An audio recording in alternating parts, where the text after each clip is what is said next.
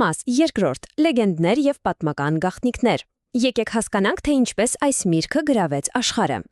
Նրա ճանապարհորդությունը պարզապես էպիկական է։ Լեգենդն ասում է, որ այն եղել է Սիրո Աստվածուհի աստղիկի ամենասիրելի միրգը։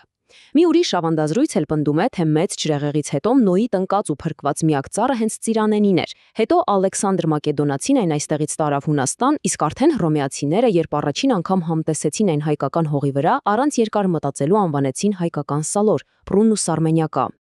Այս պատմական ճամփորդության ընթացքում ծիրանը դարձավ իսկական գոյատեզման խորհրդանիշ։ Սփռվելով աշխարհով մեկ, հայկական սփյուռքն իր հետ միշտ տարել է այս մասունքը։ Օրինակ, այս պատմական տեղեկագիրը հենց դրա վառ ապացույցն է։ Այն ցույց է տալիս մի ժողովրդի տոկունություն, որը երբեք չի մոռանում իր արմատները, անկախ նրանից, թե աշխարհի որ ծայրում է գտնվում։ Անկախ նրանից, թե որքան հեռու են գնում, հայերը պահպանում ու փոխանցում են իրենց մշակույթը, արվեստը, հիշատակը։ Բայց գիտեք, կա մի գաղտնիք, մի շատ յուրահատուկ բան, որը նրանք իրենց հետ տարել են գրեթե ամենուր։ Եվ դրա մասին ես ձեզ կպատմեմ ընդամենը վայրկյաններ անց, որովհետև դա իսկապես անհավանական է։